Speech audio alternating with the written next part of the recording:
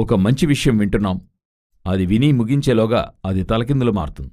ఈరోజు వినే న్యూస్ నిమిషానికి ఒకసారి మారుతూనే ఉంది. నేనేం చెప్తున్నాను మీకు అర్థమైంటది.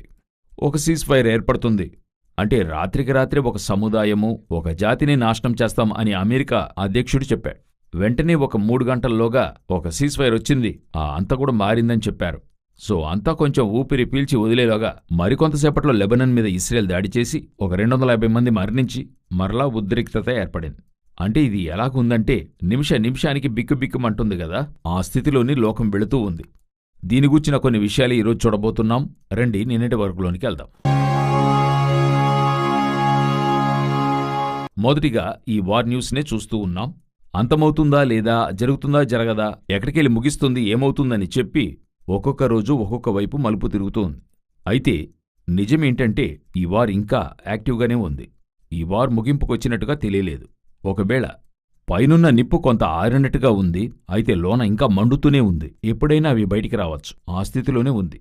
సో ఈ వార్ మనం ముందుగానే చెప్పినట్టు ఇది ఇస్రాయేల్ వైపుగానే వెళ్ళాలి. ఇప్పుడు ఇస్రాయేల్ వైపుగానే తిరుగుతున్నారు. ఎందుకంటే ఈ సీజ్ఫైర్ తర్వాత ఇస్రాయేల్ లెబనాన్ని తాకిడి చేస్తూనే ఉంది. మేము సీజ్ఫైర్ గురించి మాట్లాడుతున్నామంటున్నారే గాని యుద్ధాన్ని వారు చేస్తూనే ఉన్నారు. సో దీన్ని బాగా గమనిస్తే రష్యా మొదలుకుని అన్ని దేశాలు దీనికి ఏం చేస్తున్నారంటే వ్యతిరేకత తెలియజేస్తున్నారు.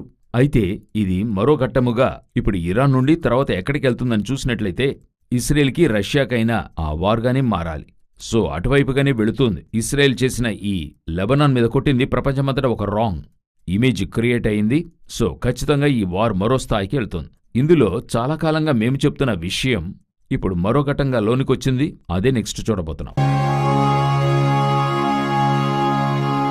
ఇందులో ఏంటని అడిగితే అంటే ఇది మా యొక్క మేమనుకునేటువంటిది ఇదే అని చెప్పడం లేదు, కానీ ముందు నుండి ఇటువంటిదని చెప్తున్నాం. ఏహెచ్కేలు 39:2లో ఉత్తర దిక్కున దూరములో ఉన్న నిన్ను బయలుదేరదీసి అని అంటాడు. ఇంతవరకు రష్యా మిత్రదేశాలైన 5టిని తాకారు. అప్పుడు రష్యా కొంత మౌనాన్ని పాటించింది. ఉదాహరణకి చెప్పాలంటే ముందుగానే మరి గడాఫీని తాకారు, తర్వాత సిరియా అధ్యక్షుణ్ణి కొట్టడమైంది, ఆ తర్వాత ఇరాకులోని సదాం హుస్సేన్ని తాకారు, ఆ తర్వాత ఇప్పుడు ఇరాన్ని తాకిడి చేశారు. ఇప్పుడు వెనిజువేలా, అలా 5 దేశాలు వారు రష్యాకైన మిత్రదేశాలను వారు తాకిడి చేశారు. రష్యా ఖండనం తెలిపింది. ఇరాన్ విషయంలో కొంత దిగింది లోనికి, కొంత మాత్రమే దిగింది. అందులో చెప్పబడిన దేశాలు చివరిగా మేము చాలా ఎదురు చూసింది 2 దేశాల్లో ఒకటై ఉంటుందని. ఒకటి క్యూబా అయి ఉండాలి, లేకపోతే టర్కీ అయి ఉండాలి. ఎందుకంటే టర్కీయే ఏహెచ్కేలు 38:5-6లో తొగర్మాయు వారి గురించి రాయబడింది. సో టర్కీ అయి ఉండొచ్చు అనుకున్నాం. అయితే టర్కీ నాటో దేశాల్లో ఉంది. నాటో దేశాలు రష్యాకి వ్యతిరేకంగా ఉన్నాయి. ఇలాంటి కాన్సెప్ట్ ఉన్నప్పుడు ఎలా టర్కీ రష్యాతో వచ్చి చేరుతుందని యోచించినప్పుడు రష్యా టర్కీ వారికి ముందుగానే మంచి సంబంధాలు ఉన్నాయి. అయితే ఎలా వచ్చి చేరుతుందని చూస్తున్నప్పుడు రీసెంట్గా ఇప్పుడు ఇస్రాయేల్ వారి విదేశాంగ వ్యవహారాలు ఈ మాట చెప్పాయి. ఇరాన్ వారిని కొట్టి ముగించాక తర్వాత ఇస్రాయేల్కి థ్రెట్గా ఉండేది టర్కీయే. అమెరికా టర్కీ వారిని కూడా ఈ విధంగా ఏదైనా చేయాలని డైరెక్ట్ స్టేట్మెంట్ ఇచ్చారు. ఇప్పుడు ఆ 6వ దేశం వైపు తిరుగుతున్నారు. ముందుగానే క్యూబా గురించి ఈయన చెప్పి ఉన్నాడు, అంటే అమెరికా అధ్యక్షుడు మాట్లాడున్నాడు. సో క్యూబానా టర్కీ అన్నప్పుడు ఇప్పుడు ఇస్రాయేల్ తన చుట్టూతో ఉన్న దేశాల థ్రెట్లో టర్కీ వారిని చూపుతుంది. సో ఇప్పుడు ఇవన్నీ చూస్తుండగా ఇస్రాయేల్ను చుట్టూ ఉన్న ఆ దేశాల్లో ఇందులో వెనిజువేలా బయట ఉండింది. సో ఏహెచ్కేలు 38 ప్రకారం టర్కీ వైపుగా విల్లు తిరపబడుతుంది. ఒకవేళ దేవుని చిత్తమైతే వీటి అప్డేట్స్ మీకు చెప్తాం. తర్వాత ఒక అతి ముఖ్యమైన విషయాన్ని మనం చూడబోతున్నాం. ఇది యూరోపియన్ యూనియన్కి, ఇండియా, మిగతా దేశాలకైనా ఒక ముఖ్యమైన విషయం. బైబిల్ ప్రకారం మీరు బాగా గమనిస్తే ప్రకటన 16వ అధ్యాయంలో చివరిగా లోకాంతంలో జరగబోయే ఆర్మగెదాన్ యుద్ధంలో యాంటిక్రైస్ట్కి సహాయపడటానికి తూర్పు దేశపు రాజులు రావాలి. తూర్పు నుండి వచ్చు రాజులకు మార్గము సిద్ధపరచబడునట్లు అందులో స్పష్టంగా చూడగలము. చైనానో ఇండియానో అటువంటి దేశాలు అందులో ఉండాలి, ఇటువైపు నుండి రావాలన్నట్టయితే అని మనం చూసాం. అంటే బైబిల్లో రాయబడి ఉంది. ఆ ప్రకారంగా చూస్తే ఇప్పుడు యూరోపియన్ యూనియనే తర్వాత రానున్న మృగము ప్రకటన 13:1.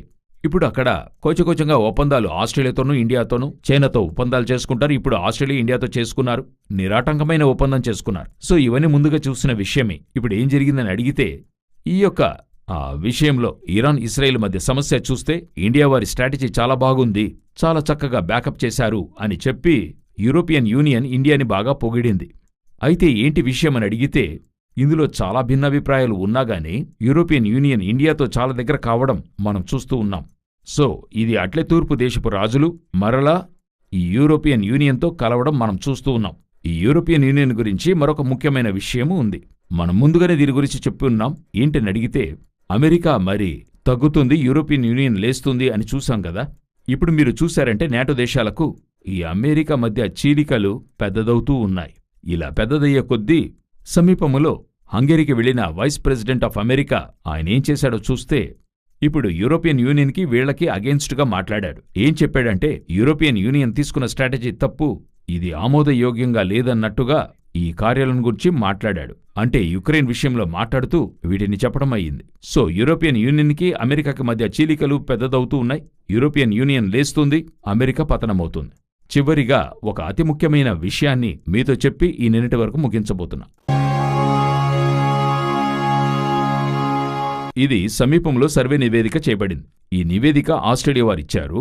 ఆ నివేదికలో వారు ఏం చెప్తున్నారని అడిగితే ఇప్పుడున్న జనాభా 800 కోట్ల పైగా మనమున్నాం కదా, ఇది భరించలేని స్థాయికి భూమి వెళ్ళింది, భూమి ఇక ఏది భరించలేదు అని మాత్రమే చెప్పడం కాక 2060, 2070 ఈ కాలఘట్టంలో భూమిలోని జనాభా 11 బిలియన్ల నుండి 12 బిలియన్ అంటే 1200 కోట్ల వరకు వెళ్ళిపోతుంది. సో ఈ వనరులు ఏవీ కూడా ఇక చాలవు, ఇక భూమి ఇప్పుడే నాశనమయ్యే స్థితిలో ఉంది, జనాభా ఆ స్థాయికి అధికమయ్యింది. అలా అన్నిటిలోనూ చెప్తున్నారు. క్లైమేట్ నుండి, ఉద్యోగాల నుండి, తరువాత ఆహార వస్తువుల నుండి, నీటి పరిస్థితి ఇప్పుడు దివాలయ్యే పరిస్థితిలో ఉందంట భూమి. సో అందులో రాశారు, ఆ నివేదికలో అన్నీ రాశారు. వీళ్లు లిటరల్గా ఏం చెప్పాలనుకుంటున్నారంటే ఒక అతి ముఖ్యమైన డేంజర్ అయిన విషయాన్ని ఎంతో మరుగ్గా చెప్తూ ఉన్నారు. ఈ జనాభాని ఇమ్మీడియట్గా తగ్గించండి అని చెప్తూ ఉన్నారు. అదే ఇక్కడ ముఖ్యమైన విషయం. ఏం చెప్తున్నారంటే ఈ జనాభా సంఖ్య చాలా సప్రెస్ చేస్తుంది, ఇది తగ్గించాలని వారు చూస్తున్నారు.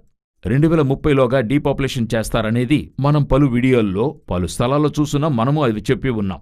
ఇప్పుడు వాళ్ళేం చెప్తున్నారు, తర్వాత ఈ 1200 కోట్లు అన్నది ఇప్పటి నుండి ఒక 250 కోట్లు వచ్చే 25 సంవత్సరాల్లోగా ఇంక్రీజ్ అవుతుంది అని చెప్తున్నారు.